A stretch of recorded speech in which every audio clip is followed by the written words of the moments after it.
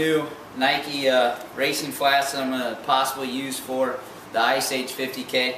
Still playing through some stuff, looking at Newtons, looking at these, looking at some other, the Neos from Asics. Anyway, haven't really experimented with Nike racing flats in a while, so I wanted to give you first impressions, just getting them out of the box.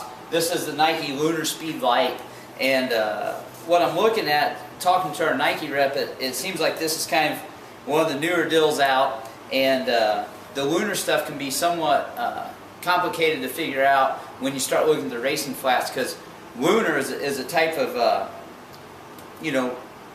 cushion material that Nike's using in their shoes, but they have some that they call dynamic support, meaning that the lunar system through the interior of it may give you a little more support around the perimeter of the shoe versus the core of the shoe, the inside of the shoe through here may be nice and cushy.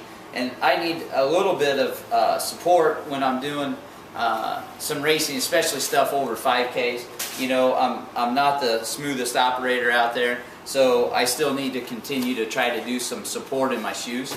This is Nike's racing flat that's going to be dynamic support, so it gives me a little stability throughout the shoe. This is a size 10, so I'm just now trying it on to see what I think.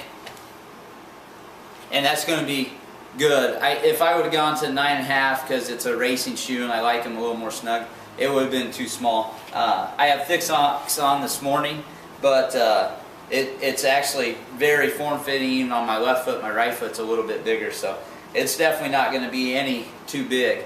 And so if you're looking at them, I would definitely get them in the size you're normally in.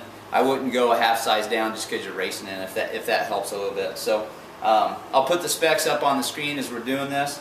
It's a low profile, lightweight trainer / racer, and I'm going to do a 50K in it, so 31 miles.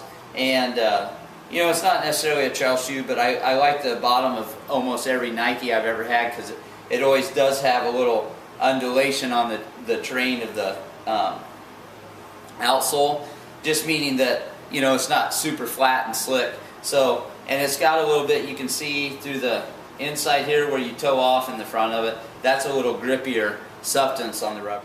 That's the Nike Lunarspeed Lite in a size 10. I'm going to use this in a couple workouts and maybe a couple longer runs and just see how I hold up with it and see if that dynamic support is actually in there like it is in the Lunar Glide, their regular high mileage trainers. So we'll keep you posted and get a main review as soon as I know some more.